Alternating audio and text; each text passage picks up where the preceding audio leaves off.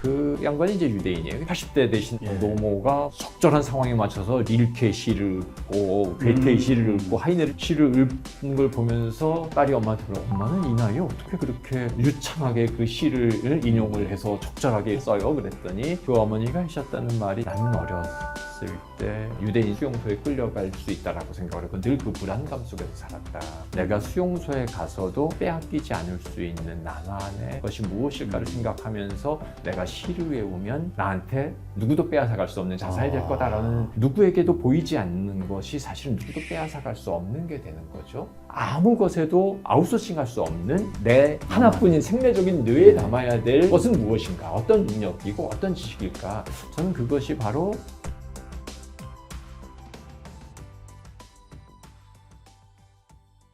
이 부정적 수용에 대한 능력, 멍청한 인간은 결론을 내고 싶어한다. 이게 제 이 이야기를 듣고 참 반감이 생겼어요. 저는 공학을 했는데 공학은 예스와 노, 0과 2를 다루고, 그 다음에 우리나라는 그런 정답 위주의 사회였잖아요.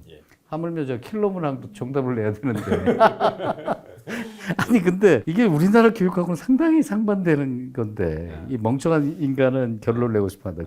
그럼 나는 멍청한가? 뭐 이런 얘기도 되고, 거기에 대해서 반문을 좀 하셔야 될 것 같은데. 자, 이게 부정적 수용력이라는 말을 이게 좀 설명을 조금 해야 될 것 같은데요. 이게 쉽지 않은 개념이고 우리나라에 거의 좀 소개되지 않은 개념인 것 같아요. 25살에 요절한 존 키츠라고 하는 영국의 대표적인 낭만주의 시인이 있습니다. 근데 이 키츠가 죽기 전에 자기 동생들한테 쓴 편지에 이런 구절이 나와요. 셰익스피어의 위대함은 무엇이냐 하면 부정적 수용력이 있다. 그게 이제 무슨 말이냐 하면은, 셰익스피어는 등장인물들 혹은 그 자기의 작품 속에서 뭔 일이 일어나도록 그냥 어떤 결과가 나도 결론을 향해서 치닫지 않고 그냥 등장인물들이 마음껏 어느 쪽으로 갈지 모르게 풀어 헤쳐놓는다는 거예요. 햄릿이건 리어 왕이건 뭐 이런 작품 속의 주인공들이 자신만의 상황에서 이리 할지 저리 할지 계속해서 헤매는 다니는 거고, 그거는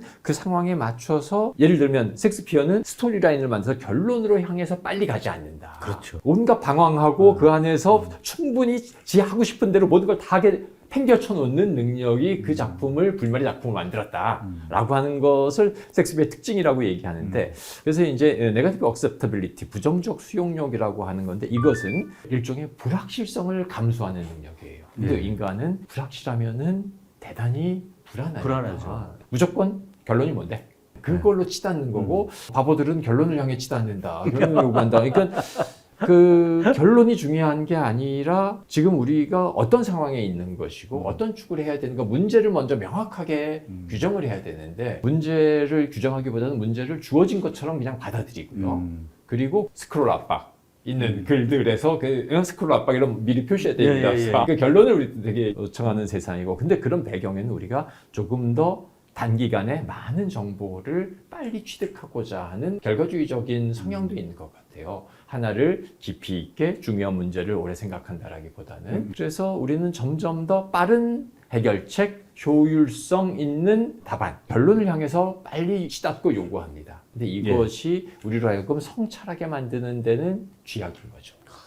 우리나라 분들이 빨리빨리 문화가 이 부정적 수용에 대한 부분을 막 이렇게 서로 상충되게 하는 건데, 저는 외국 사람들이 서로 대화하면서도요, 빨리빨리 뭐 이런 얘기를 들었어요. 그러니까 한국 사람들이 빨리빨리 하는 거를 이 외국 사람들도 다 이미 인지하고 있어가지고 자기네들도 그런 얘기를 쓰는구나. 별로 그렇게 좋은 것 같지는 않은데. 과학은 항상 잘못을 저지른다. 이게 이제 버나드 쇼가 아인슈타인에게 건넨 말이, 과학하시는 분들은 말이야, 한 가지 문제를 해결하면 10가지 문제가 나와. 근데 이렇게 보면 인지는 더 많은 무지를 발견하는 일이다 라고 말씀을 하셨어요. 인류는 가장 중요한 문제에 답을 모른다. 이 무지를 깨면 또 다른 무지가 나오는데 계속 쳇바퀴 돌아가듯이 하니 이 과학자들 참 힘들겠어요.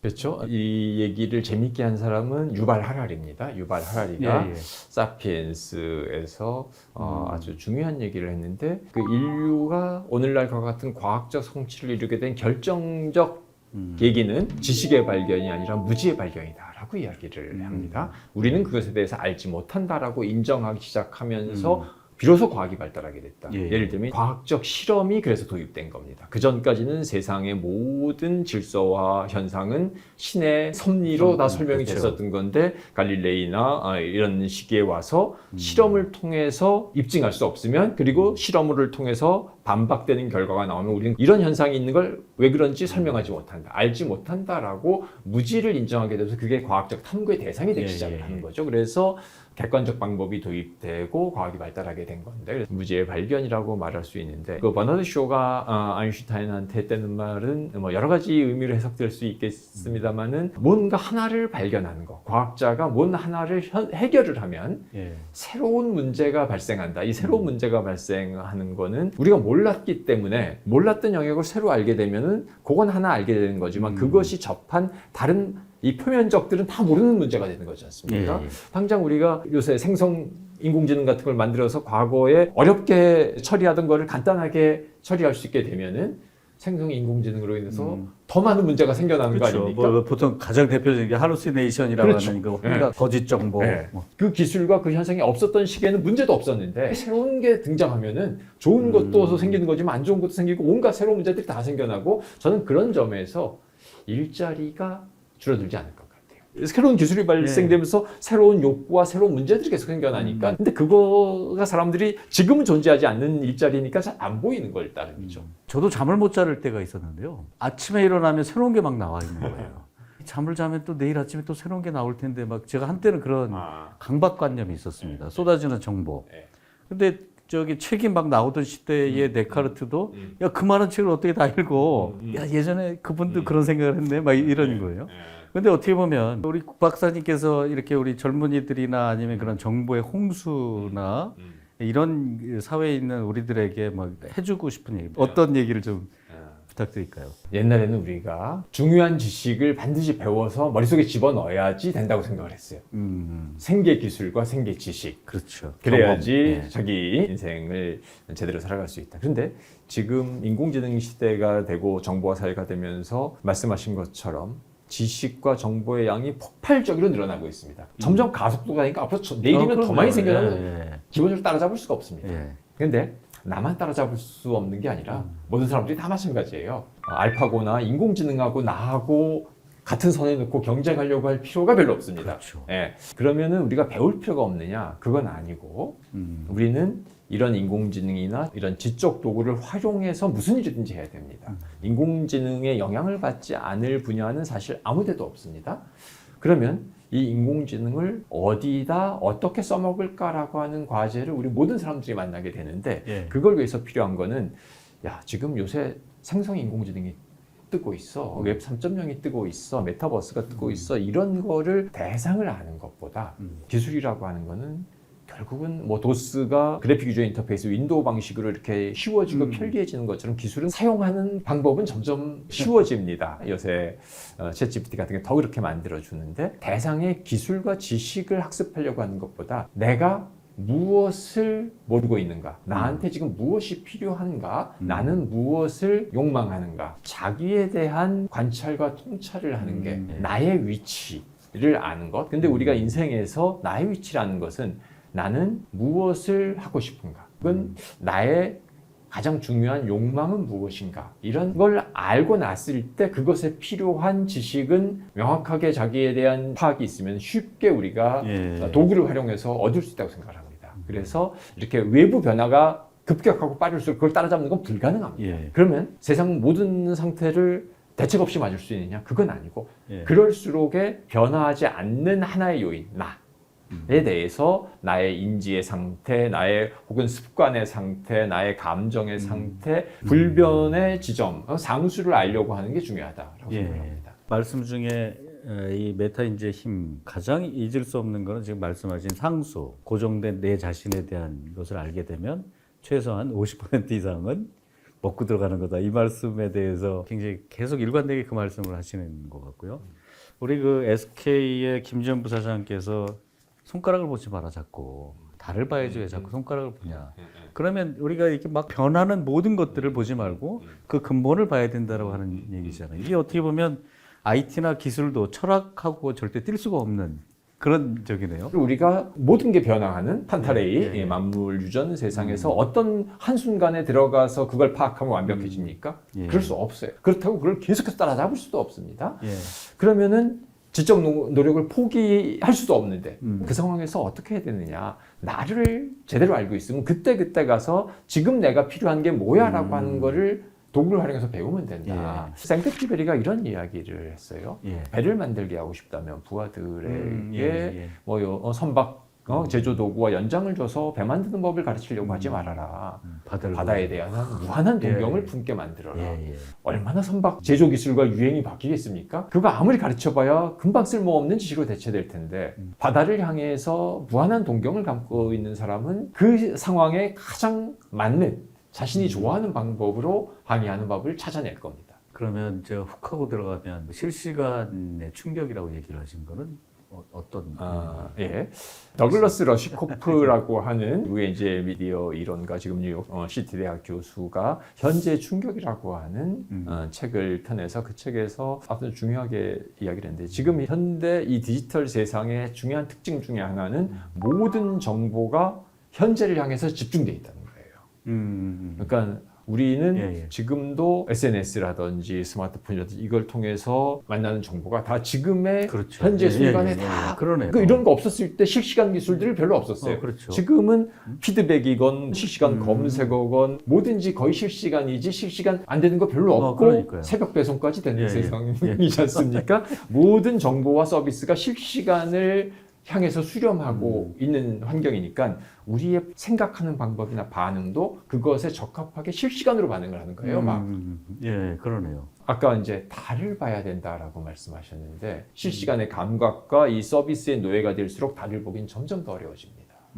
바다를 항해하고 싶은 그 욕망은 실시간이 아니라 오히려 더 근본적인 정말로 내가 꼭 하고 싶은 게 무엇인가. 왜냐하면 실시간으로 선박 제조 기술이나 무슨 유행은 계속 바뀌어 나가는데 그거를 따라잡을 수가 없습니다. 근데 우리의 이 도파민에 의존하는 이 반응 체계에는 실시간으로 가장 만족이 높은 거를 추구하게 마련이거든요. 그래서 그런 긴장 관계 그리고 역설적 관계를 이해하게 될 때 내가 현재의 이런 자극에 더 많이 노출되어 있는 환경을 살고 있구나 라고 하는 걸 알게 되면 우리는 조금 더 다른 식의 관점을 갖게 되지 않을까라는 점에서 그 현재의 충격 이런 얘기를 했습니다. 그러네요. 생텍쥐베리 어린 환자 얘기를 하셔서 그런데 중요한 것은 눈에 보이지 않아. 저는 그 얘기도 옛날에 그래 맞아 사람이 사랑을 하고 뭔가 열정을 가지고 노력하고 뭐 이러는 것들은 눈에 보이지 않지. 그랬는데 그 참 좋은 것들이잖아요. 근데 제가 책을 읽으면서 꼭 좋은 것만 있나? 눈에 보이지 않는 거 오히려 더 무서운 것들도 많지 않나? 이런 생각이 딱 났거든요. 그렇죠. 두 가지가 다 있죠. 요새 우리 쇼핑 사이트에서 다크 패턴 없는 사이트가 별로 없습니다. 다크 패턴이 대표적인 거고 우리가 이 알고리즘의 노예가 된 거 다 마찬가지죠. 그렇죠. 알고리즘 자체는 인공지능이 아무리 뛰어나도 그 안에 내용은 블랙박스니까 그렇죠. 어떻게 나온 건지도 모르고 좀 굉장히 위험한 거잖아요. 우리는 점점 더 거기에 의존할 수밖에 없는 거죠. 눈에 보이지 않으면 우리는 사실 그것이 존재하지 않는다고 생각하는 경향이 되게 많죠. 우리는 시각에 의존하는 존재이다 보니까 과학의 역사에서도 가장 위대한 발견은 눈에 보이지 않는 거를 검출해내는 거였죠. 예를 들면 X선, 감마선. 지금 이 전자기장을 인식하게 되면서 우리가 전파도 이용하고 모바일 세상도 살고 있고 근데 우리가 눈에 보이는 건 너무나 직접적이기 때문에 제가 책에서 예를 든 게 2015년도인가요? 버즈피드의 드레스 논쟁이 있었습니다. 흰색, 금색과 파란색, 검정색. 인공 조명 안에서 우리가 얼마나 노출돼 있느냐에 따라서 사람마다 똑같은 사진을 보고 다르게 뇌가 해석하는 거였는데 두 편 사람들이 끝까지 싸웁니다. 아무리 뭐 증거가 제시되고 이론이 제시돼도 내가 눈으로 봤는데 이 사람아 그게 자기 본 것만 믿는 거죠. 그렇죠. 근데 우리가 조금만 더 생각을 해보면 대단히 우리 착시에 많이 노출돼 있고 착시 현상을 아주 자연스럽게 받아들이죠. 그러니까 저는 눈에 보이는 것의 한계를 인정하는 것, 우리가 보이지 않는 세계가 있다라고 하는 게 인정하는 것. 근데 그 전까지 세상은 어땠을까요? 아마 가시광선에 보이는 게 거의 다라고 생각했고 나머지는 신의 영역이라고 생각했지만 지금은 감마선, 뭐 베타선, 뭐 X선 엄청나게 이 전자기파 파장이 많다는 걸 알고 있고 우리는 지극히 그 일부만을 보고 있다는 거를 과학의 힘으로 알고 있는 거죠. 근데 그 보이는 것조차도 개인적인 경험이나 그렇죠. 이런 거기 때문에 좀 다시 저는 이렇게 이렇게 약간 이렇게 몽상한 게 그럼 뭔가 객관화시키는 것이 참 어렵다라고 하는 건데. 어렵다는 것까지 인정하면 좀 될 것 같아요.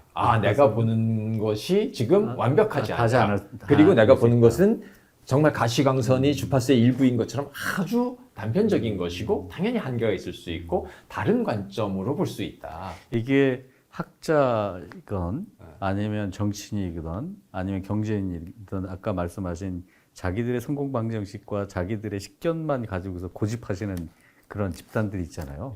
특히 저희 교수 같은 분들도 좀 많이 참고를 하셔야 될 것 같은.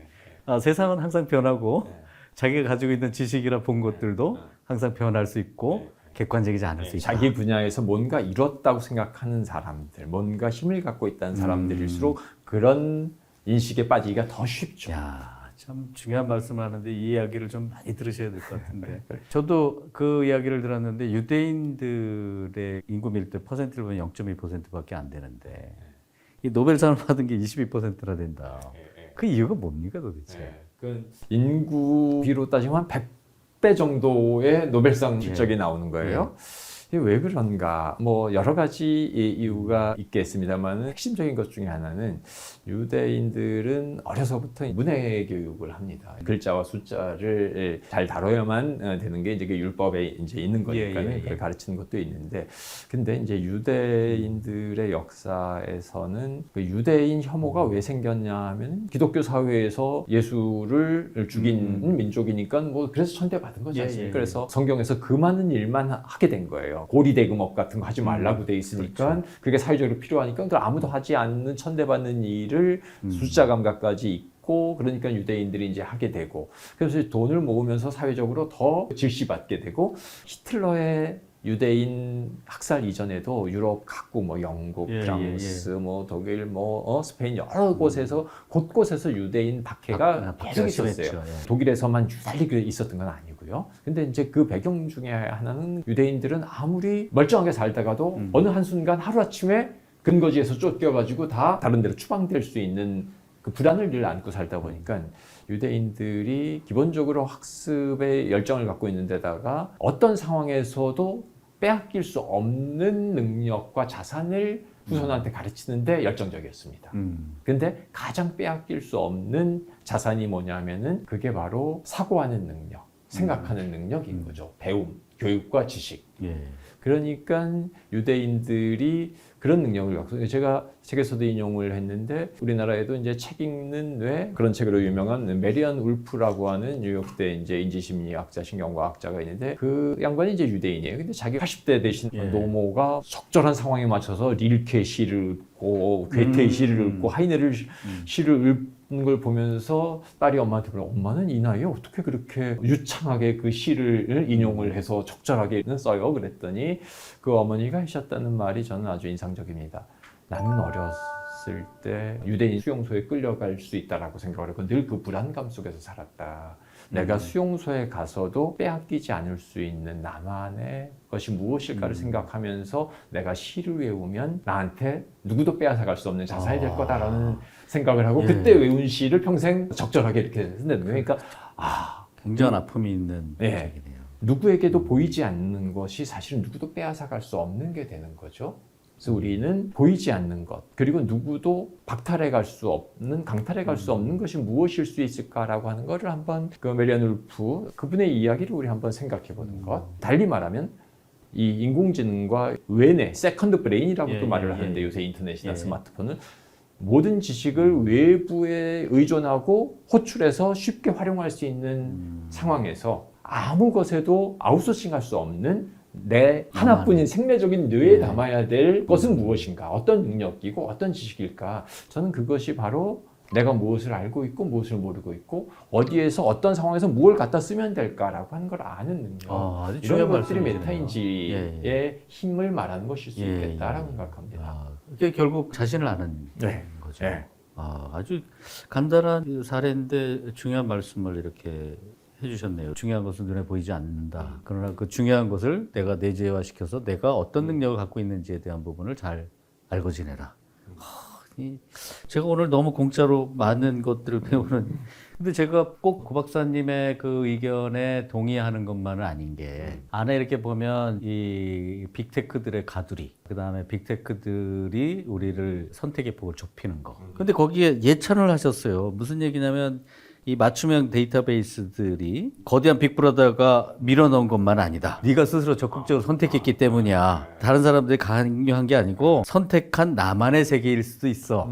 야, 데이터에 의해서 내가 유튜브 보는 것만 보게 하고 제가 선택한 거에 비슷한 것만 계속 선택하게 하는 뭐 쇼핑을 해도 마찬가지고 이거 가두리 아니야? 이렇게 생각했는데 야, 그거 네가 선택한 거 아니야? 뭐 이런 말씀을 하셨길래 예, 어떤 의견을 갖고 계신지. 최 교수님 의견하고 그렇게 다르지 않은데요. 어떤 게 같고 다른지 우리 한번 생각해 보면 최 교수님이 아마존에서 검색을 하실 때 혹은 웹사이트에서 검색 서비스를 이용하실 때 쿠키를 지우실 수 있습니다. 예. 근데 쿠키 안 지우시고 왜 나한테 이런 세상이 온 거야? 스스로 판단하시고 선택하신 겁니다. 예. 그리고 어떤 맞춤형 서비스도 나 맞춤형 싫어라고 하고 넷플릭스 안 볼 수도 있고 유튜브를 꼭 로그인하고 보지 않아도 되는데 그래도 나한테 맞춤화된 나만의 이 컨텐츠 되는 게 좋아라고 하면서 근데 얘는 나한테 너무 많이 알고 있어 라고 하는 것도 불만을 갖고 계신 거예요. 누가 강요한 건 아니고 본인이 로그인하신 거고 쿠키 지우지 않으신 겁니다. 물론 우리가 이제 그걸 안 쓰고 산다는 게 말이 됩니까? 라고 그러니까 선택지가 없는 사실상 것이지 그걸 야 그렇게 원신처럼 쿠키 지우고 로그인 안 하고 쓰는 사람이 말이 되냐라고 항변할 수도 있지만 그렇죠. 제가 이 IT 분야에서 오래 취재를 해오면서 경험한 것 중에 하나 최고의 보안 전문가, 기술 전문가들은 인터넷 배킹 막 안 쓰고요. 로그인 안 하고 쓰고 뭐 그런 경우들이 되게 많은 거죠. 이것에 대해서 동시에 부정을 다 알고 있기 때문에. 그래서 저는 최 교수님 말씀하신 게 맞지만 그런데 우리에게 선택의 여지는 없었던 건 아닌가. 근데 대부분 실질적으로 부인하기는 어려운 거죠. 말씀을 들어보니까 약간 알고는 있으나 행동하지 않은 부분에 대한 책임은 분명히 있는 거네요. 아니 근데 이거는 가벼운 말씀이 아닌 게 만약에 본인들이 그렇게 항변하실 거면 행동도 하십시오라고 하는 그러한 혜택과 책임 이런 것들도 같이 병행이 돼야지 한쪽만 일방적으로 이렇게 하는 건 아니다. 최 교수님 말씀대로 그것에 대해서 우리가 충분히 경각심을 가져야지만 됩니다. 그래야지 이 알고리즘과 이 맞춤화의 긍정적인 면만 우리 기술업체들이 서비스가 홍보하고 있는데 이것을 통해서 우리 개인과 사회는 어떤 새로운 위험에 빠지게 되고 리스크를 겪게 되는지도 사실은 같이 안내해줘야 되거든요. 근데 그런 거 안내해주지 않고 그렇죠. 좋은 쪽만 설명하잖아요. 모든 상품이 그렇지. 그러니까 이제 그것에 대해서 우리 사회적인 경계, 사회적인 감시가 같이 도입돼야 되기 때문에 그 얘기는 우리가 충분히 지적을 해야만 되는 상황입니다. 그건 당신의 자발적 선택이니까 왜 우리한테 그런 책임을 묻습니까? 라고 하는 거는 잘못된 태도죠. 그러니까 저희도 행동을 해야죠. 사람은 새처럼 하늘을 알 수 없다. 그렇다고 비행을 경험할 수 없는 건 아니다. 라고 하시고 또 하물며 우주까지 갈 수 있다. 아니 너무 명언을 하신 게 세균이 보이지 않는다고 해서 치료법을 모르는 것도 아니고 결국 모르면 나아갈 수 없다라고 하는 거잖아요. 그 사람이 하늘을 나는 건 모르지만 중력을 알게 됨으로 해가지고 그 모든 것들이 다 해결됐다라고 하는 거잖아요. 저는 그 말씀 아주 감동 깊게 봤어요. 그러니까 알아야지만이 나아갈 수 있는 거고 또 거기서 또 모르는 것들을 해결해 나가는 거. 정말 명언만 이렇게 딱 해서 감동입니다. 저도 무척 이런 작업을 하게 된 배경 중에 하나인데요. 아까 우리 한계 이야기를 했습니다. 한계라고 하는 걸 도대체 극복해야 되느냐, 한계, 실패, 뭐 이런 얘기. 뉴턴 이전에는 우리가 중력이라고 하는 것 자체를 몰랐습니다. 몰랐죠. 그 힘이 무엇인지. 근데 중력이라고 하는 것을 뉴턴을 통해서 우리가 알게 되면서 이것이 모든 것에 작용하는 힘이구나 라고 하는 것을 알게 됐고 중력 때문에 우리는 새처럼 날 수도 없고 지구상 바깥으로 뭐 몇 발짝만 뛰어도 힘들다는 걸 알게 됐지만 중력은 인간의 행동의 제약이자 한계인데 중력을 알게 되면서 우리는 중력을 활용하고 중력과 같이 사는 방법도 알게 된 거죠. 중력 덕분에 우리는 역학을 알 수 있게 된 거고 중력을 이용해서 지구 궤도를 탈출하는 법도 알게 되고 지구 궤도를 탈출해가지고 목성이나 토성, 거대 행성들의 중력을 빼앗아서 태양계 바깥으로까지 가는 스윙 바이 우주 항법까지도 배우게 되는 게 출발점은 인간은 중력의 지배를 받고 있다. 저는 이게 우리가 한계를 바라보는 관점이어야 된다고 생각합니다. 그 한계를 알지 못하면 그것의 존재를 알지 못하면 절대 활용하고 공존할 수가 없는데 그것을 알게 되면 그것을 이용하는 법도 우리는 알게 된다. 그래서 중력이 바로 그 사례다라고 생각합니다. 중력을 알므로 해서 나온 엄청난 그 산물들이 결국은 우리가 모르면 나갈 수 없다라고 하는 그 말씀하고 이렇게 귀결이 되고요. 마지막 장에 그 제목을 뭐라고 다루셨냐면 나 자신에게 주의를 기울여라. 이렇게 말씀하셨는데 마지막으로 그 말씀을 좀 해주시고 맺은 말을 한번 주시죠. 요새 주의력에 관련된 책들이 서점에 많이 나오고 있습니다. 우리가 주의력 산업이 팽배한 세상에 살고 있죠. 어느 때보다 어텐션 이코노미를 살고 있는 거죠. 모든 우리에게 지금 뭐 넷플릭스건 유튜브건 SNS건 다 주의력을 먹고 사는 산업이 생겨나고 지하철에서 보면 모든 사람들이 다 이렇게 걸어 다니면서 서 있거나 앉아 있으면서 다 이 주의력을 쏟는 일을 하고 있는데 그 주의력은 나쁜 거 아니죠. 우리가 자기가 좋아하는 걸 이용하고 쓰는 거니까. 그런데 그 중에 일부를 나를 향해서 그 주의력을 좀 할당해야지 된다.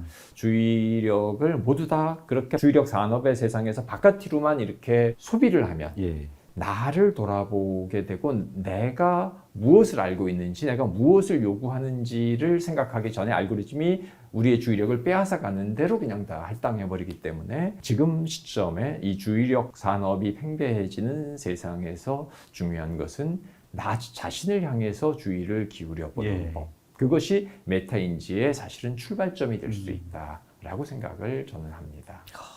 감사합니다. 여러분 이 메타인지의 힘, 가장 강력한 힘입니다. 어떻게 보면 자기 자신의 한계를 알고 자기의 위치를 정확하게 알고 그리고 거기에서부터 새로운 것들을 만들어내고 하는 것들을 이야기하고 계십니다. 가장 중요한 것은 그래도 자기의 고정된 위치를 안다라고 하는 부분에 있어서는 이제 제가 가장 감동받은 건데요. 그 강론은 이 책에 담겨져 있습니다. 여러분들에게 아주 강추하는 책입니다. 오늘 이런 말씀을 해주셔서 너무 저 개인적으로 너무 감사하고요. 오늘 이렇게 바쁘신 와중에도 이야기해 주셔서 너무 감사합니다. 최 교수님 덕분에 아주 즐거운 시간이었습니다. 즐겁습니다. 감사합니다.